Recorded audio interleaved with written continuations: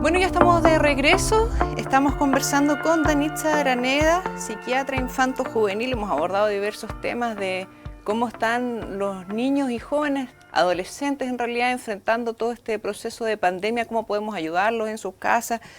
Danitza, estamos viendo cuáles son los factores protectores, cómo podemos proteger a los niños de presentar diferentes patologías o trastornos en temas de salud mental. Bueno, es súper importante en general determinar cuáles son los factores que protegen a la población en general, independientemente de sean niños con dificultades o no. Uno de los principales factores protectores es la familia, un sistema parental que sea comprensivo, que sea capaz de explorar las cosas que le pasan al niño. También lo que más protege a los jóvenes es conocer a los amigos. Yo les digo a los papás, bueno, antes cuando se podía invitar a casa, invitarlos a casa, conversar con ellos, ver cómo se relacionan. También el que el joven, el niño haga actividades, actividad física, actividades fuera del hogar, que lo distraigan, que desarrollen sus habilidades, ¿ya? La comunicación, el conocer a los amigos, el dejar espacios libres de las exigencias normales a que nos enfrentamos van a ser uno de los principales factores protectores de los síntomas ansiosos, depresivos y de las enfermedades médicas en general. ¿Crees tú que estamos un poco al debe en temas del conocimiento en salud mental? Porque nadie nos educa como para saber, o para nosotros inclusive, identificar cuándo estamos bien o cuándo estamos mal, o si necesitamos ayuda, o si podemos nosotros hacer algún ejercicio que nos ayude en saber cómo, no solamente cómo identificar, sino cómo abordarlo, cuándo preguntar. ¿Estamos al debe un poco en saber de temas de salud mental? Yo creo que siempre uno está un poco al debe, como dices tú. Posterga, a nadie le gusta exponer sus cosas o hablar de sus dificultades o cómo nos sentimos, cómo despertamos este día. Generalmente la pregunta es, ¿y cómo te fue hoy? ¿Ya? ¿Cómo te fue asociado a un rendimiento? En ese sentido, quizás ir cambiando un poquito la mirada. Yo le digo a los papás en general, llegar a casa y preguntar ¿en qué se divirtieron el día de hoy? Ya es un cambio. Me decir, ¿y qué hicieron? ¿Hicieron las tareas? Preguntar más que nada, ¿y cómo lo pasaron? ¿Qué hicieron? ¿Disfrutaron de aprender? ¿Disfrutaron de estar hoy día en la casa? Cuéntenme. Cambiar un poco el switch y enfocar la pregunta desde los espacios destinados a la diversión y al aprendizaje. Siempre me preguntan también en los más grandes, en los adolescentes, medios y tardíos. Hay una posadolescencia ahora que se extiende ya hasta los 20 años. ¿Ya? Yo creo que hay algunos que no maduran nunca. Que se quedan en la adolescencia. Se quedan en la adolescencia. Ahí los papás me preguntan, pero pucha, si le pregunto mucho, no le gusta. Y si no le pregunto nada, es que no me importa. Entonces yo trato de hacerles un poquito, compararlo un poco con la metáfora esta del reloj. Yo le digo, en los grandes, la adolescencia, usted tiene que imaginarse que es como un péndulo del reloj. Cuando va hacia un lado y el adolescente quiere ser niño, que lo contengan, que lo abracen, acostarse un rato con la mamá, a ver televisión, uno lo acoge, le hace cariño. Y cuando quiere ser grande, ya mandarse solo, ahí uno le pone el límite. Como elevar una cometa, si tira mucho el lienzo, lo destruye. Si lo larga mucho, se le va. Justo en el límite, cada niño tiene su tiempo. Uno la acoge cuando es niño, cuando quiere ser grande le pone la raya. Y así en esta danza continua, con los niños y los adolescentes se va desarrollando una crianza lo más sana posible. ¿Podría un papá, en estricto rigor, buscar ayuda en algún psiquiatra o algún psicólogo que trabaje con niños, como para saber cómo ir desarrollando las diferentes etapas de crecimiento de un niño, pensando en que a lo mejor mientras son más guaguitas tenemos que fortalecer el apego, o después tenemos, no sé, que ir terminando con el Edipo, ¿cierto? No sé, ir viendo cómo ir trabajando estas diferentes etapas como para que el niño no vaya generando ningún daño. A nadie le enseña a ser papá, pero quizá poder ayudarlos en cómo guiar esta crianza desde que son guaguitas, digamos, hasta la adolescencia. Sí, yo creo que quizás hacia allá va la mirada, no a consultar cuando hay una dificultad, sino la consulta preventiva. Necesitaré ayuda, lo estoy haciendo bien, están las escuelas para padres, ¿es cierto?, en algunos lugares, pero también tener el concepto de la consulta de salud mental como para ver. Quiero ver si estoy bien, quiero ver si necesito ayuda o me cuesta esto, cómo lo puedo hacer. Todos los padres que lo necesiten pueden buscar esa ayuda, ¿ya? Lo que pasa es que a veces la oferta es escasa y el tiempo también es escaso, pero lo ideal sería que si tiene dudas en la parentalidad o cómo ejercerla o en la crianza o hasta dónde exigir o hasta dónde no exigir, es mejor asesorarse. Asesorarse y consultar a un especialista en salud mental de niños y adolescentes que lo sepa guiar, y a veces solo con una consulta psicoeducativa se aclaran tantas dudas y se evitan tantas dificultades. Sí, lo que pasa es que hoy día tenemos una generación quizá más compleja o diferente, no la llamemos compleja, diferente a las otras generaciones. Entonces, que aprenden distinto, se manejan, ya veíamos que ellos nacen con computador, tienen una forma de relacionarse distinta, y nosotros seguimos orientándonos al logro. Seguimos viendo, por ejemplo, en el colegio que el mejor es el que tiene 7, cuando en realidad eso no demuestra aprendizaje, porque a lo mejor podemos tener un chico que es de puros 4, pero que genera mejor aprendizaje que el que tiene puros 7 y se aprendió todo de memoria en el colegio. Y no solamente eso va en el colegio, sino que nosotros educamos en el refuerzo y como te digo, en la orientación al logro. ¿Qué tan exitosos podríamos ser? Cuando pienso en una mirada, tú me corriges si me equivoco, que nosotros debiésemos también darle una mirada de enseñar del fracaso, por ejemplo, entender que a lo mejor el chico va a poder ser exitoso si primero conoce el fracaso, como para que después eso no genere un daño en él. ¿Cómo podemos dar un vuelco en esa mirada, orientarlo de manera diferente? ¿Qué podemos hacer en ese sentido? Quizás más que orientarnos desde el error, no instaurar un juicio valorativo en las conductas, el ser bueno o malo o exitoso, o con dificultades.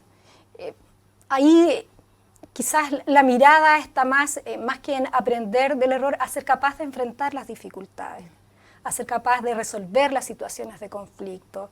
O si el joven te cuenta, no sé, tuve este problema con este amigo y me dijo esto y yo le respondí, ¿ya? Más que ir, bueno, le pudiste haber dicho esto, esto, otro, decirle, a ver, pero ¿y por qué se dio esa situación? ¿Qué pasó con él? ¿Y qué hiciste tú? ¿Y cómo podrías resolverlo? Que la respuesta esté en el otro. Más que enseñar desde el error, sino pararse desde la solución, desde cómo él lo podría haber hecho, de cómo lo podría haber solucionado. Y si no puede, de uno ofrecerle alternativas. Yo le digo ahí a los papás a veces con los más chiquititos, cuando están aprendiendo a caminar, tratando de hacer algo comparativo con las distintas etapas del desarrollo. Es distinto esperarlo unos pasitos más adelante y abrirle los brazos para que camine, a si se cae, inmediatamente ir a recogerlo. Uno se queda, espera y le dice, tú puedes hacerlo, te puedes levantar. Si el niño se levanta, uno lo acoge. ¿Necesitas ayuda? Ahí uno ofrece la ayuda. Que es una enseñanza diferente al estar ahí, aprensivamente evitando que se equivoque o impositivamente esperando que lo haga solo. No sé si me entiendes. Sí, pero cuando un niño, el niño le entiende en esos casos porque está aprendiendo a caminar, está como recién desarrollándose. Si nosotros lo tratamos de esta forma, el niño comprende también. Entiende. Si tú te paras unos cuadritos y dices, vamos, puede hacerlo solito, se levanta así puede solo. Si llora y dice, vale mamá, uno se acerca y le ofrece las manos. Ofrecer la ayuda, no imponer la ayuda. Es como cuando caminas con el escolar de la mano de 8, 7 años, uno ofrece la mano y el otro la toma. Y ahí uno la toma firme para ayudarlo, pero no toma la mano inmediatamente. ¿Ya? Qué interesante eso. Yo me acuerdo hace un par de años haber ido a a un desafío de aguas abiertas, donde también participaban niños, había una categoría de niños.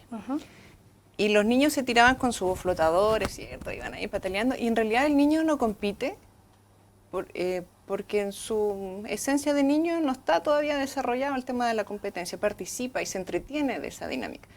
Pero siempre me acuerdo cuando ya venían de vuelta de nadar, había muchos papás que estaban esperando que uno ve las diferentes formas, ¿cierto? Uno decía, bien, va súper bien, vamos, tú puedes. Y había otro que decía, pero apura, apura, que te van a ganar, te van a ganar. Y ese chico, yo pensaba, chuta, a lo mejor si el otro llega primero y el papá le estuvo diciendo todo eso, apúrate que te van a ganar, te van a ganar, podemos generar también una sensación de frustración gigante en un niño, que a lo mejor después le puede seguir afectando a futuro, ¿o no? Sí, pues ahí está la importancia de cómo ejercemos la crianza, en qué nos vamos a focalizar para nuestros hijos, ¿te fijas? Si ya desde pequeñito estás estimulando la competencia, el aprender por superar a un otro, por supuesto que los fracasos se van a vivir de forma más intensa.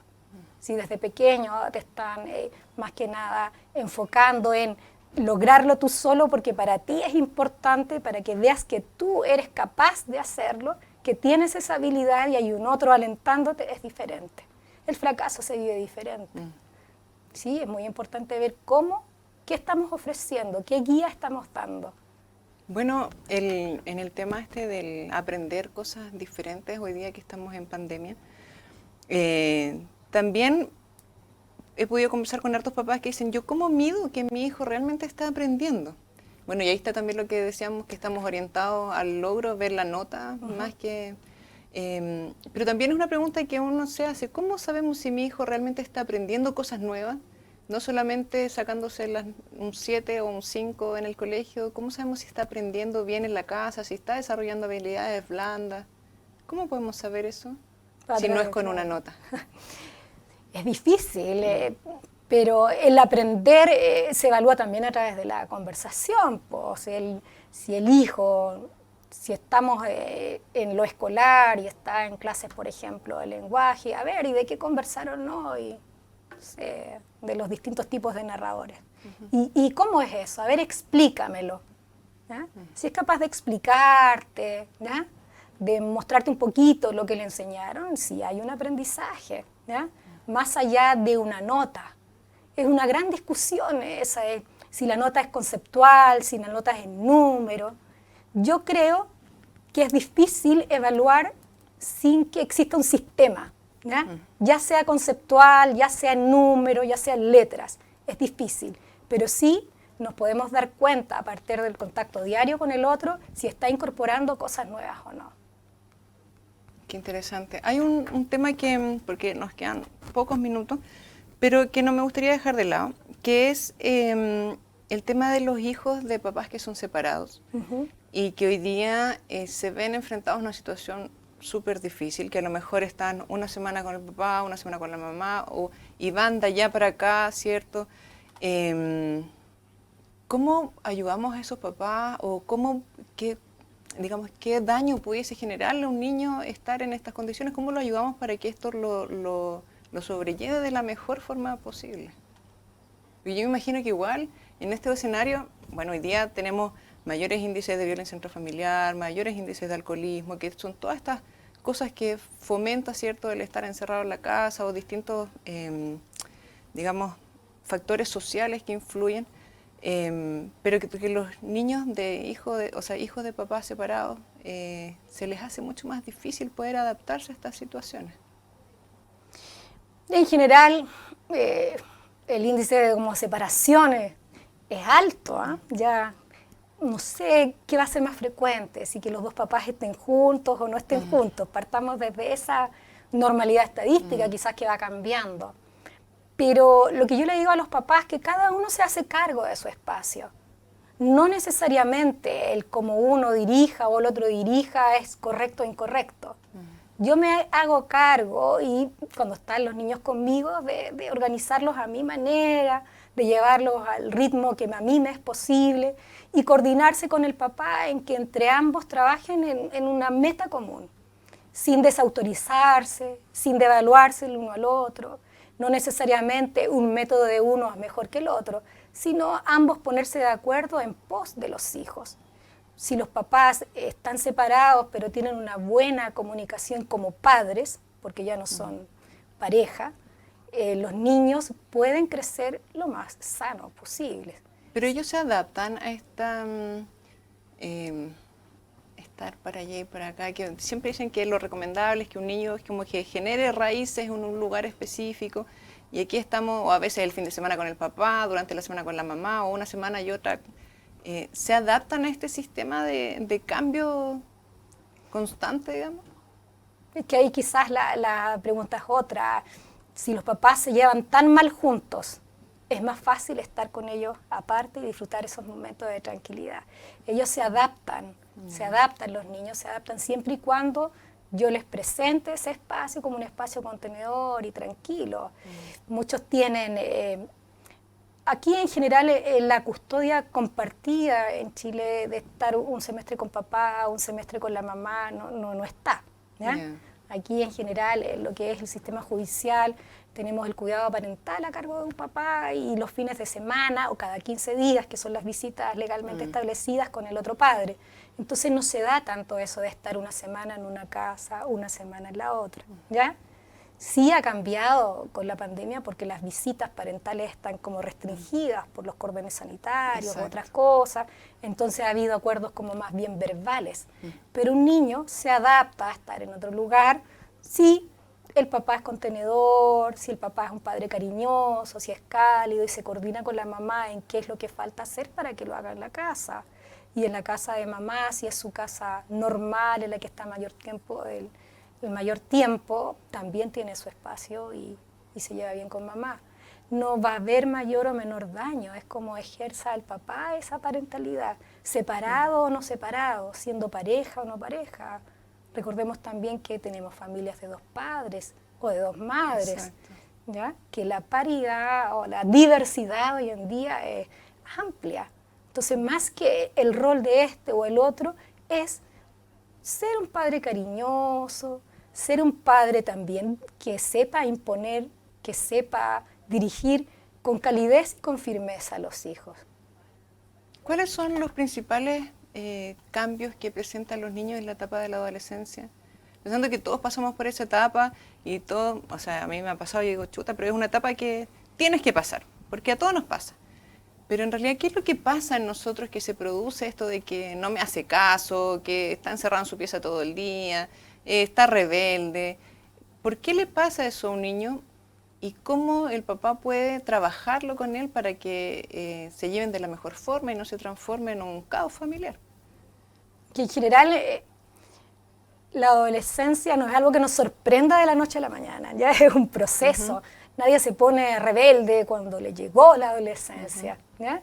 Generalmente, ¿qué pasa en la adolescencia? Se produce también a nivel neurobiológico un cambio. Existe una poda neuronal.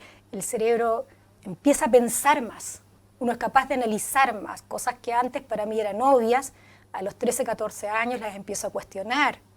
Y eso quiere decir que no acepto tan fácilmente las cosas si no tienen un fundamento o una razón de ser, ¿ya? Entonces la capacidad de cuestionar surge en esta edad y cuando como padres nos sentimos cuestionados, también entramos en un conflicto, ¿ya? En un conflicto personal. La adolescencia, yo me acuerdo de mis colegas que son un poquito más mayores, yo siempre decía, es como tú, la adolescencia, qué terrible, esa transgresión y cuestionar a los padres, pero la adolescencia también es un proceso tremendamente hermoso y de grandes cambios. Es la capacidad de conversar con un otro y discutir y llegar a acuerdos también es tremendamente enriquecedor, más que imponer cosas como en un niño pequeño. En la adolescencia soy capaz de analizar, de entender, de buscar fundamento a las decisiones que me imponen los papás y también de no estar de acuerdo. No necesariamente voy a estar de acuerdo con los pensamientos de papá o voy a tener la misma forma de ver las cosas. Y eso como papás también hay que tolerarlos. Pero también hay normas y hay reglas que debo respetar. ¿Te fijas? Y en ese juego de imponer, pero con fundamentos, y tolerar que el otro no piense igual que yo, ahí se produce quizás el conflicto. Pero es en esta etapa donde debemos como poner ojo a la hora de pensar qué es lo que viene para después, pensando, por ejemplo, que a lo mejor si no logramos llevar esta etapa de la mejor forma, como tú dices, una etapa de operaciones concretas, o sea, de cuestionamiento, de nuevos análisis, pensando en que este chico, digamos, no vaya a tener ningún problema a futuro. Es en esta etapa donde tenemos que poner todos esos límites sin generar daño, o sea, trabajarlo sí o sí. O te lo pregunto pensando en que a lo mejor puede haber algún papá que diga, ya no importa si el día es rebelde, pero no importa porque se le va a pasar. ¿Es tan así o es importante que lo abordemos en esa etapa? O sea, hay que ver a qué le llamamos rebeldía, ¿cierto? Bueno, la mayoría es como que se ponen un poquito más contestatarios, ¿cierto? Que quieren estar más solos, o que si la mamá quiere que haga, no sé, que lave la loza, el chico no y se enoja, digamos, ese tipo de cosas. Ser adolescente y no ser un poco rebelde es incluso raro. Como que van de la mano, ¿cierto? Claro, ¿cierto? Es incluso raro. Depende de cómo lo dirija yo. El que sea más contestatario, el que comparta más con los amigos más que con uno, el que ya uno hace un panorama y dice, pero si yo también tengo mis planes, ¿ya? No necesariamente va a ser un problema para la adultez, ¿ya? Depende ahí cómo lo vaya abordando el papá.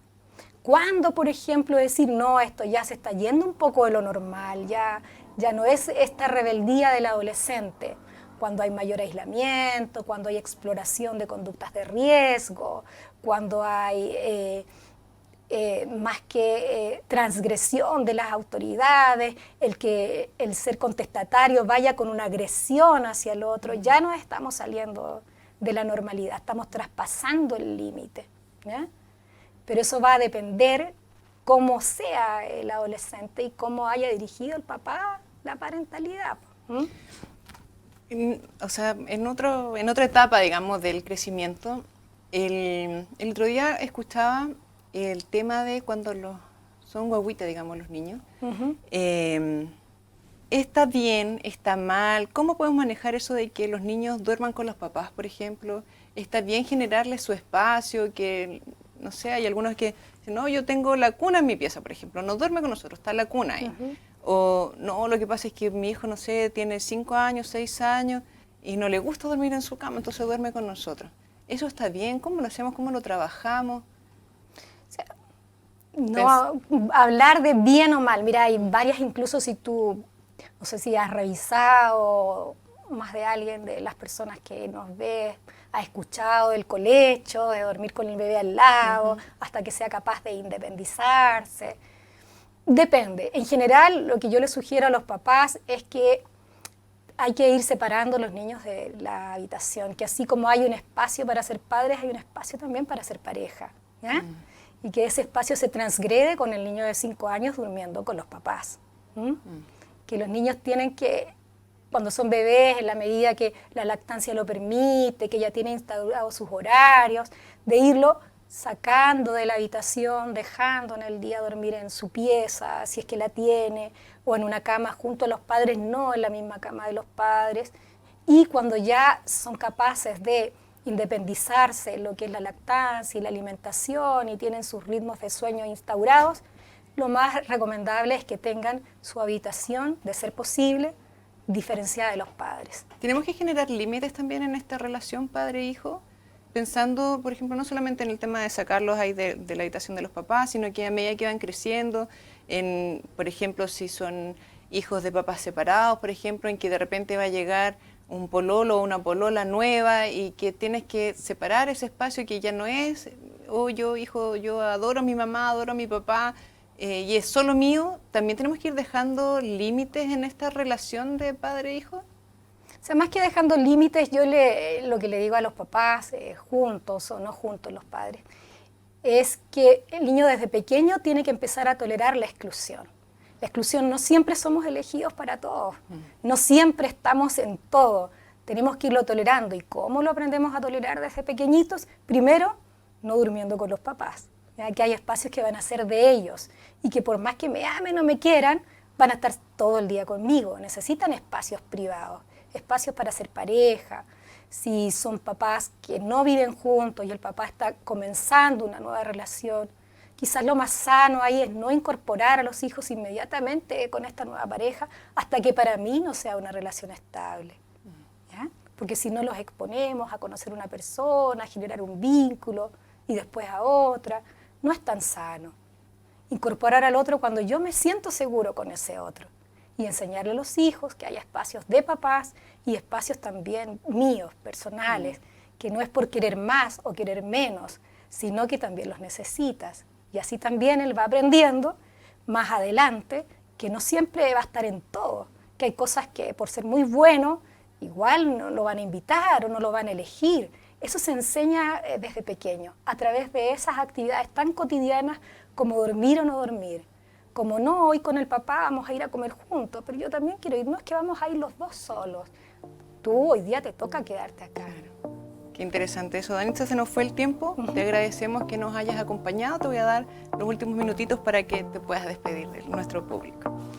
Bueno, entonces quizás que quede el concepto de este programa entre nos, de darnos una mirada y vernos y decir, ¿cómo invertimos el tiempo? ¿Compartiendo o corrigiendo? Quizás con eso que quede hoy en día es suficiente. Una interesante frase. Muchísimas gracias por habernos acompañado. Ya, pues. Muchísimas gracias a ustedes también en su casa y los dejamos invitados para la próxima semana a un nuevo capítulo de Entre Nos. Nos vemos.